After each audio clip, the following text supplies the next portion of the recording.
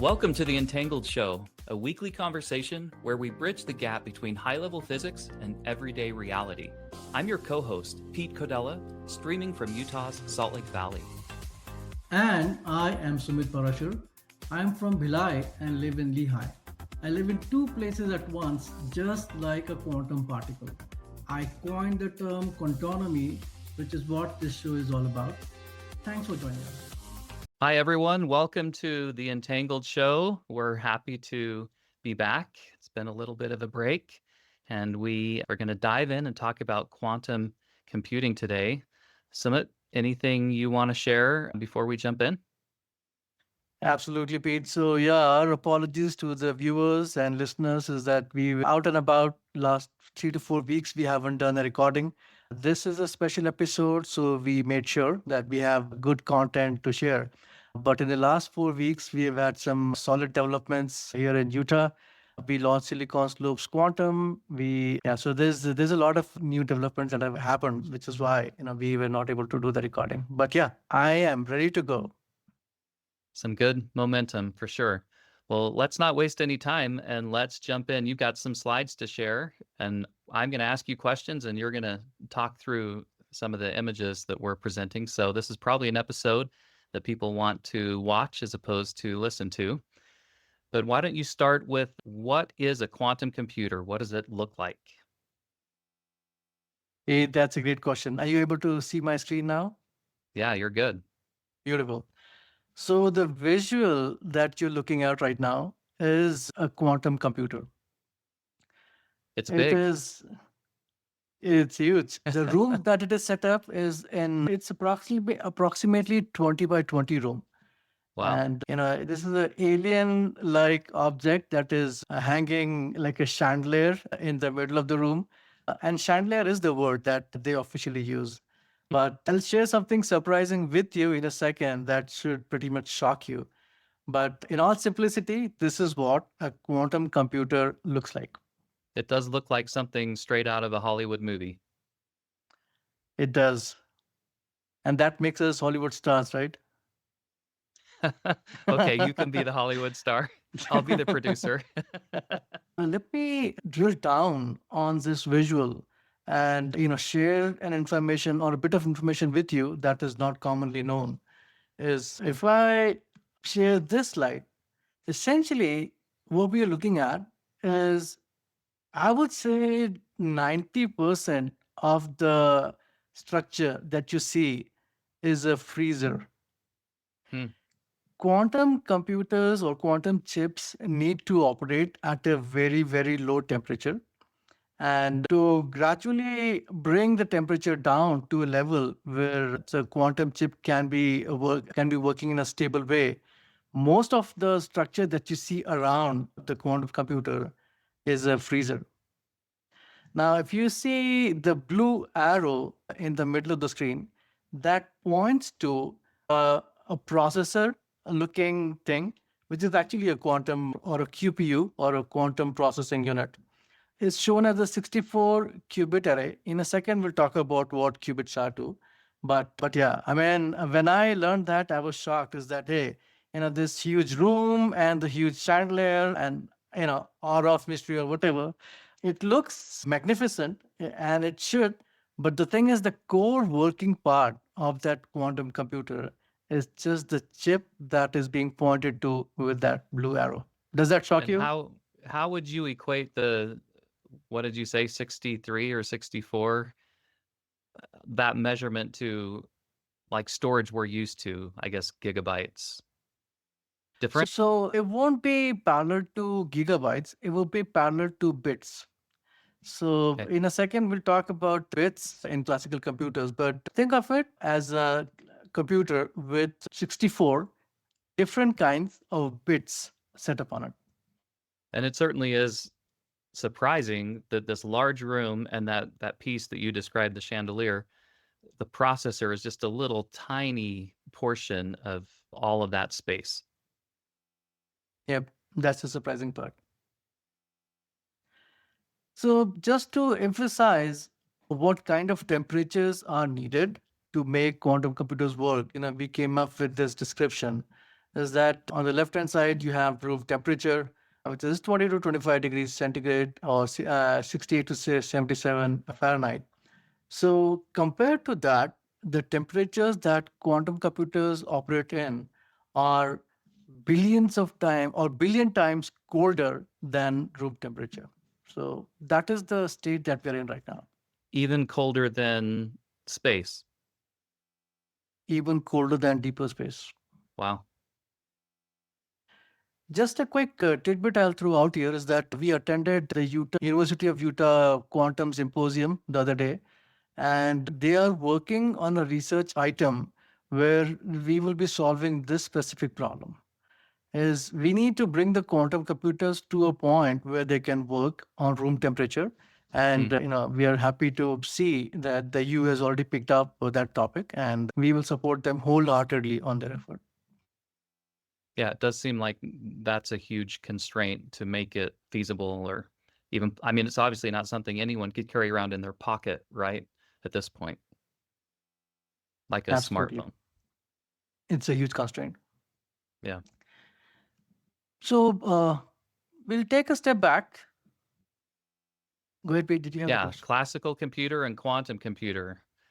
Let's talk about the bits, the ones and zeros versus superposition. There you go.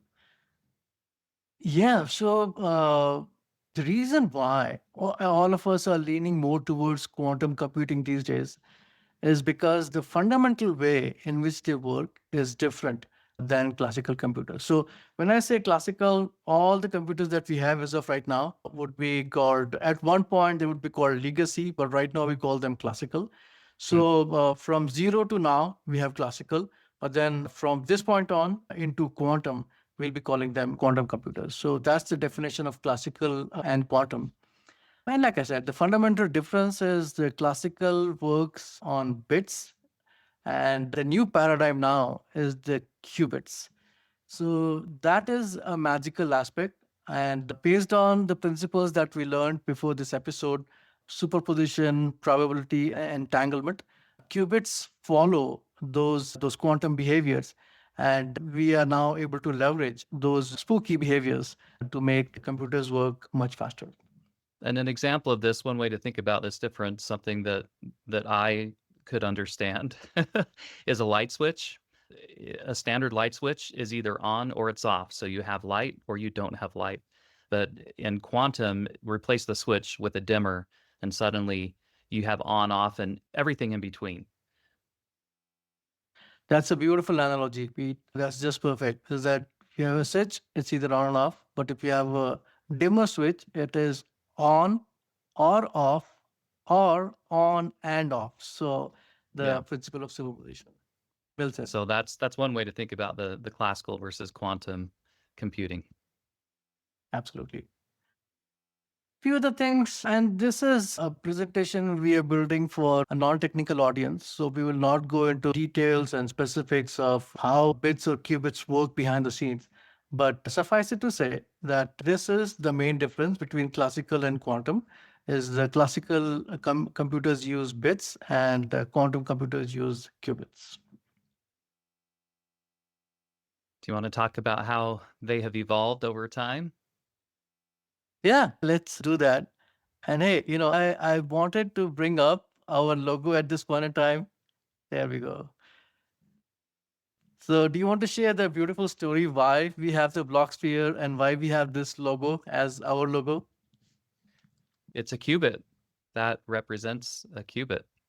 And I just happened to have this thing that I was showing, which I don't even know how I came across it. I think it was purchased for a bookshelf at one point, but actually represents what a qubit looks like,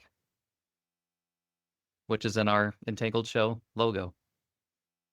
Beautiful. The moment, so first time when we started recording and I saw that in your background, I said, yep, that it's meant to be. And so I love that you had that sphere and that we used that logo. So not surprisingly, that logo points to the fundamental of how qubits actually work. So even going forward for our audience who has not learned about qubits or Bloch sphere, the relation is this, is that Qubits are the fundamental unit of a quantum computer. Qubits are also represented in a diagram with a thing called a Bloch sphere, BLOCH sphere.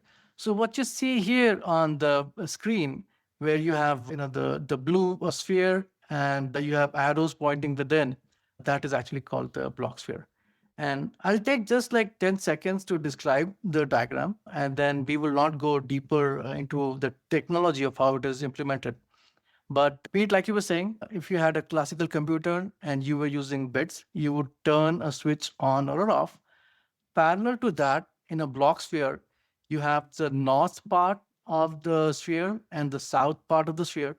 The north part of the sphere can be represented by a zero, and the south part could be represented by a one. So, which is your parallel between a bit and a qubit. But then with a qubit, you have another dimension where if you look at the equator part of the sphere, that represents 0 and 1. And that pretty much changes everything. So there's a lot more that we can talk about in terms of Bloch sphere. But at this level and for our particular audience, I think that should suffice. Definitely multidimensional, not flat. Absolutely. Well said. What's next? Evolution of computers? Yeah, let's talk about how we got here. In my mind, when I first saw images of a quantum computer, the first thing I thought is that this reminds me of how IBM computers used to look like, you know, years back. Fill up So whole floors of office buildings, right? exactly, you would Yeah. need a huge setup. You would have the computer sitting in between.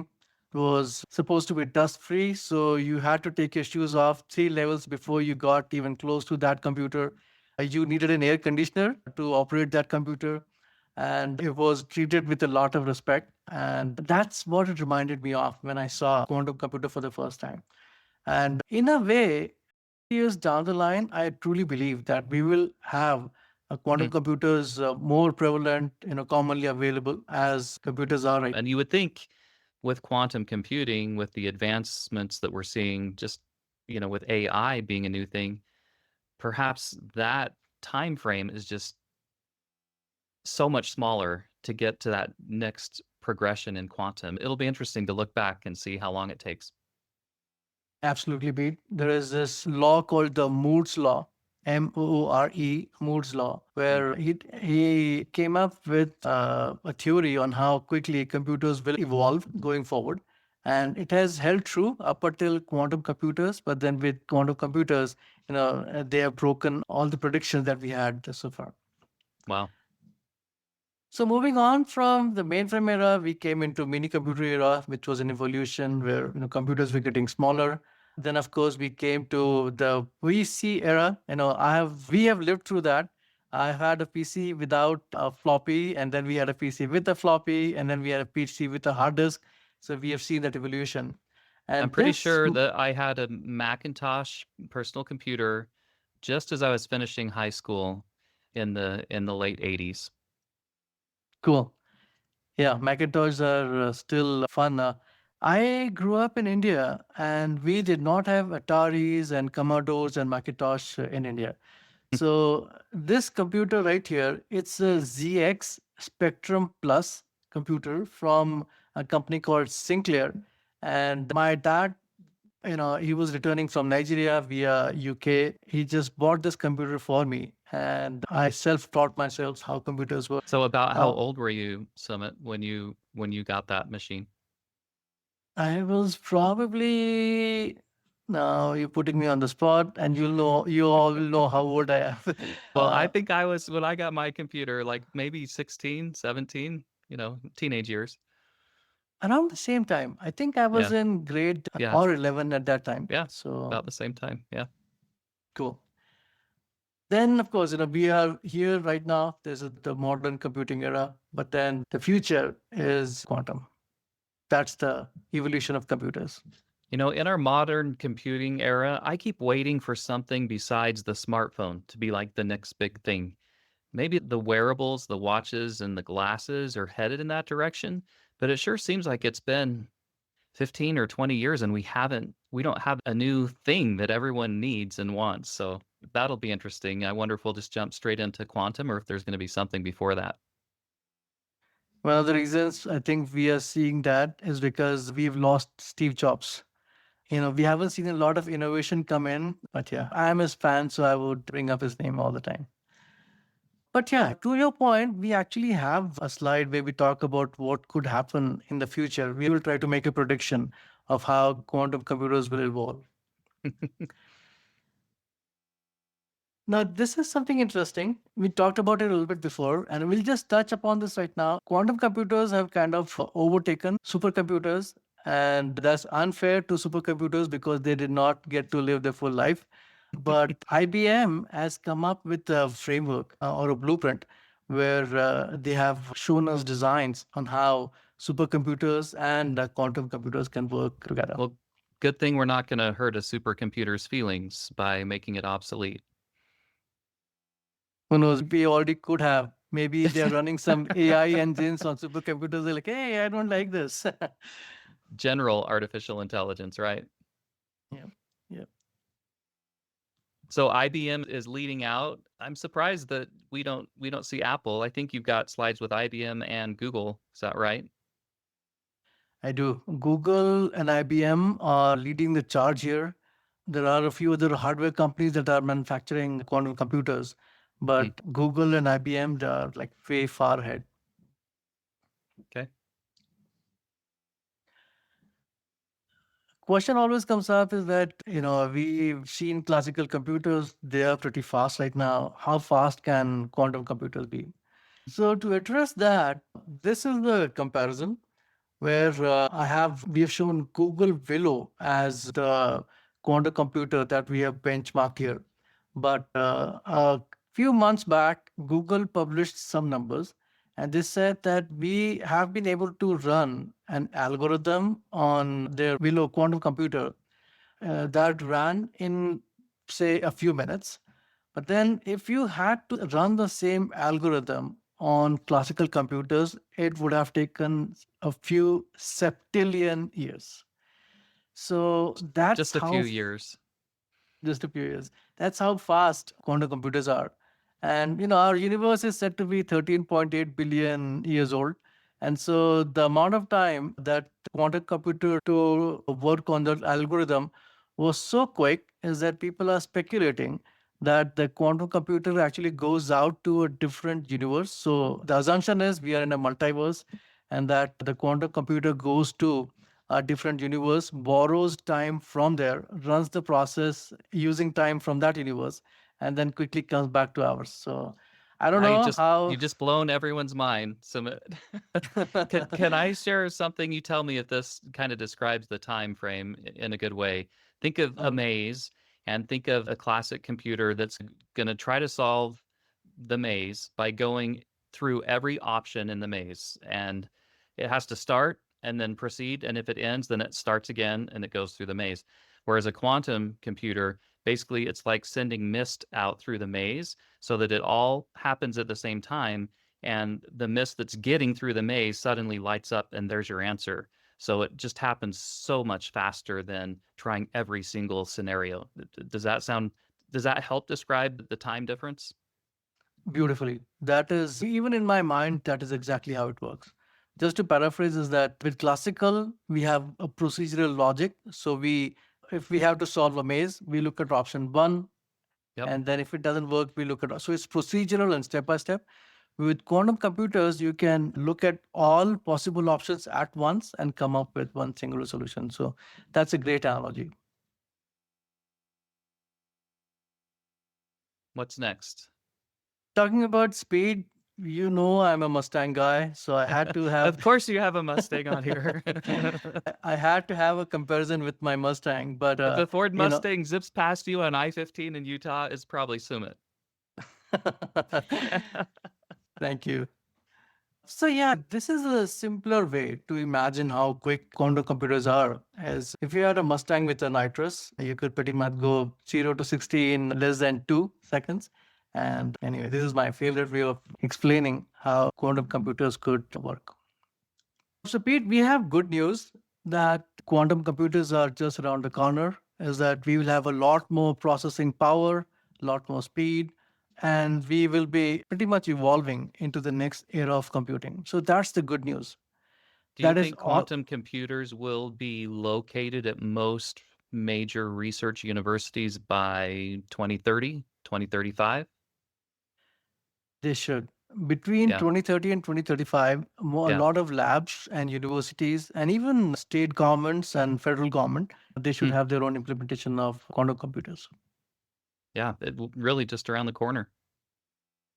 Absolutely. So that is the good news, is that we are evolving into the next era. But unfortunately, that is also the bad news, is that these computers are so powerful that they will end up breaking all kinds of encryptions that we have going on right now. Let's talk about Q Day, Quantum Day, how that's going to change the internet as we know it. In all simplicity, when Q day is here, which we don't know exactly, all the encryption that we have built so far, which internet uses through and through, it's all going to break. And fair to So say it's probably around 2030, maybe 2029, somewhere in there. Yes. yeah, so this is our estimate based on what Google said about a couple of months back. They used to say 2035 before, then they said 2030, and now they're actually saying 2029. So Which the goes to deadline my is, earlier point that things are just speeding up. yeah, absolutely. Things are creeping up on us.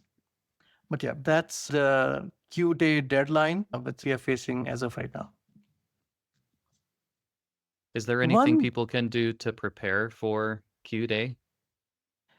yes, Do we just that trust that all of our, I don't know, our financial institutions and all of our email service providers, like that they're preparing for that day and they'll have solutions in place?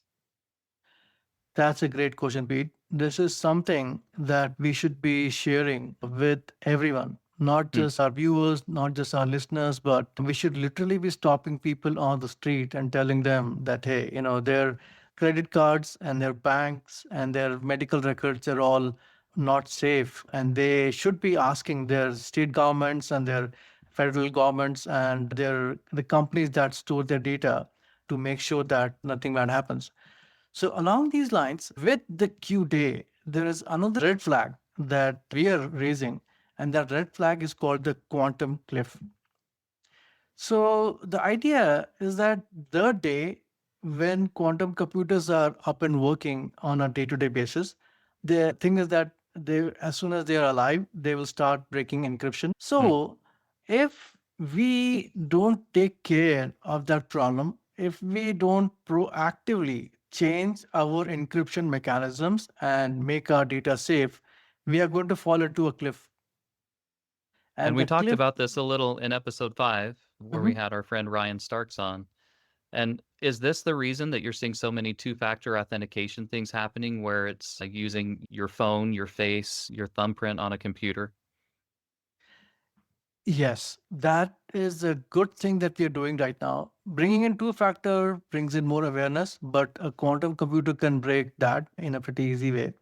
Wow. So how does a quantum computer solve two-factor authentication? Like, can it mimic my cell phone getting a text message and a code, or mimic the scan of my face? Hold Just a second. bypass it. The biometrics that will still be in play, as far Okay. if I get it right, is that thumbprints and or biometric authentication would be a good thing to follow. When you are trying to They get would into still a give you system. security and protection for data. Yes, but the way the data is being encrypted and stored, that needs to be upgraded to a newer mechanism. Got it. So, great points. The quantum computer can break two factor because it can try all possibilities at once per each human being. So if it's So, a 6-digit code, a quantum computer can produce that in seconds. If it's biometrics from your eyes or your face or your thumb, a quantum computer can't replicate that unless it's stored somewhere, I guess. yep, Huh. absolutely. Makes sense. Okay. So, to answer your previous question, the US government or NIST specifically as an agency has been watching this space for a long time now. And good for us is that they have done their research and they have come up with some new cryptographic standards that we should be using to protect ourselves going forward. So NIST has come up with some algorithms and some standards that we can already use, where we can take the existing data, use the new mandates from NIST, encrypt the data in a way where even when quantum computers are around, they will not be able to break it. So this slide kind of refers to that cryptographic format called PQC, or post quantum cryptography. And Sumit, are we seeing any advancements or considerations from foreign governments, maybe European Union? I mean, if honestly, if we're relying on the US Congress to do something between now and 9, we're out of luck. Are other places addressing this? They are, but we are, so lucky for us is that NIST is not a politically aligned organization. They've been Well, decoupled. neither is the Fed. So We don't want to get into politics. Okay. I'm an optimist, and I'm thinking that NSF and the Science Foundation and NIST, they keep themselves insulated from the politics. But in this case, as far as I can see, we will not have to leverage or look at standards from outside of US. Maybe the other way around would be true, is that people will look at the NIST standards to come up with their new encryption mechanisms. But I think we are safe that way.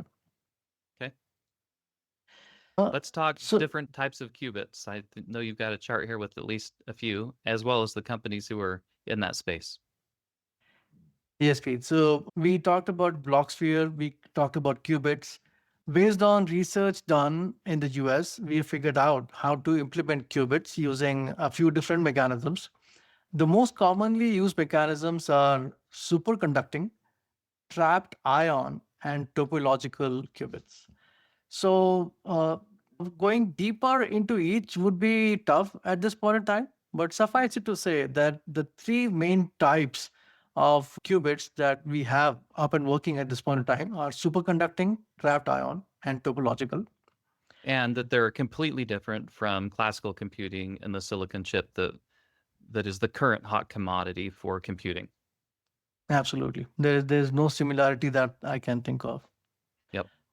And so these are the leading companies when it comes to quantum computers. So IBM and Google, like I said, they are leading the charge here. The kind of qubit modality they are using is superconducting. So I can't say for sure why superconducting is being used by both of them. Based on our understanding, all platforms and all architectures are good. Gradually, we'll see some more too. But yeah, suffice it to say, IBM and Google are on superconducting type of qubits. A company called Quantinum is using trapped ion. IonQ is also using trapped ion. And Microsoft has taken a different direction where they're using a topological qubit architecture. But yeah, in a nutshell, that's what we have in terms of which company is using what architecture. And again, the thing that stands out to me from this list is no Apple. It's just interesting. One of the wealthiest companies in the world doesn't appear to be, and a hardware company doesn't appear to be in this space yet, or they just haven't told us. It's surprising. Maybe they were busy building their car, and so that's where they got distracted. Their electric car, which now they're not building. Exactly. Are you ready to pull out your crystal ball to make a prediction? I'm glad you asked, Pete. We do have a prediction to make. We have seen tech for 35 plus years now, but in our opinions, going forward, this is what it could look like in 2036. Some new stuff here is Elon Musk's company is working on Neuralink. Maybe that's why they're not paying too much attention to quantum computers. But there are three or two new ideas here. Is that at one point in time, we will be able to couple a quantum computer with a human brain. The brain could be in a body or outside, we don't know. But either possibility could be true. But then to be able to manage all the data that's being generated with this configuration, The data storage technology would have to be a DNA based data storage technology. We will come up with artificial DNA that would mimic the natural DNA or deoxyribonucleic acid that we have. And that uses the 4-bit architecture called ATCG. And we are going to see technologies that will store data based on parallels drawn from the DNA structure.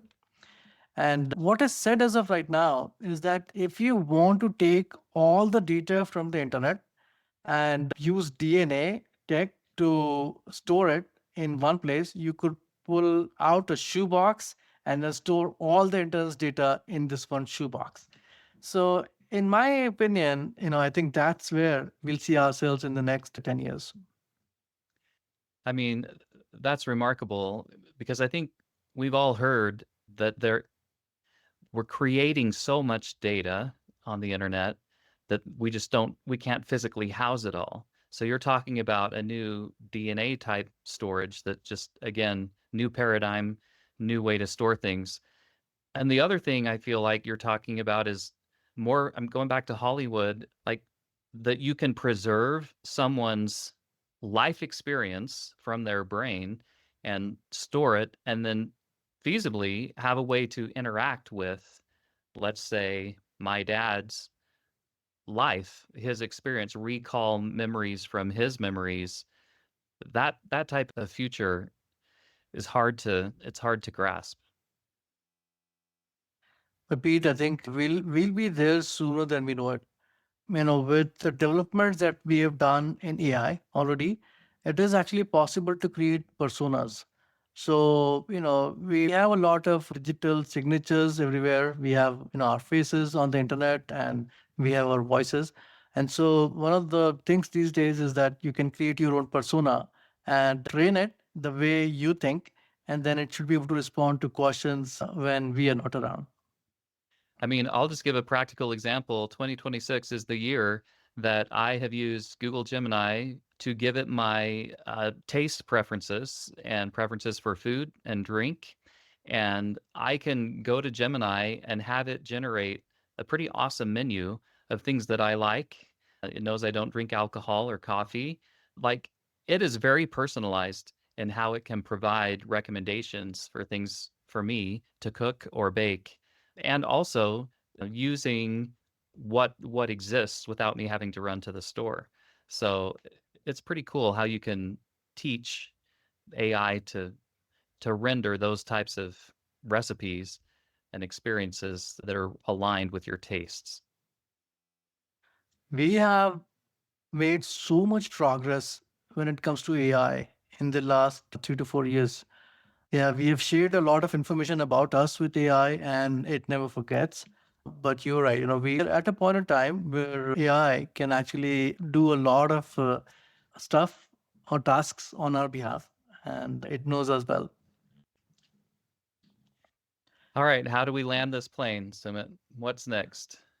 So, just a couple of other things is that we'll talk about quantonomy and try to couple it with quantum economy because quantum computers going to be big going forward and then a lot of revenue is going to be associated with them. So, that and plus we'll talk about the future as to how quantum computers can be leveraged. I feel like it's fair to say we've gone through an industrial revolution, the information age. That next will be the quantum era. I don't know what we'll call it, but I feel like quantum is at the heart of what's next. Absolutely. So here, what we are doing is we are trying to draw parallels between astronomy and quantonomy. Is that we took astronomy as our anchor word. We said if a study of astronomical objects can be called quantonomy, then we use the same logic to say that, hey, quantum economy can be joined as one word, and then quantonomy can represent the same concept. So every bit of economy that is associated with quantum computing or quantum sensing or quantum X factor can be included under quantonomy. And just to help our American English speakers, we're talking about astronomy and economy and quantonomy. Sumit and I often put the emphasis on different syllables, but same words. Yep, it's my Indian accent. Which we love. Let's talk about something else that, it's for research and development for, people like me, we are tech crazy, so we just like to see tech work. But what that tech could do for us in reality is something, that we should start envisioning right now.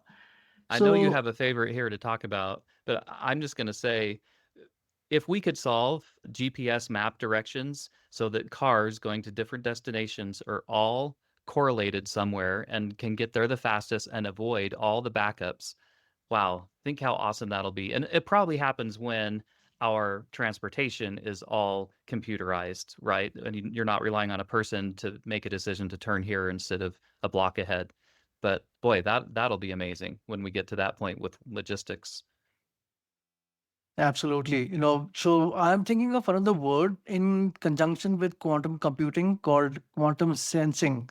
So if you have sensors attached to an automobile and the quantum computer behind the scenes is aware of where every sensor is at, and if the automobile is following directions from that quantum computer, I mean, what you're saying will hold true is that collisions will be a thing of the past.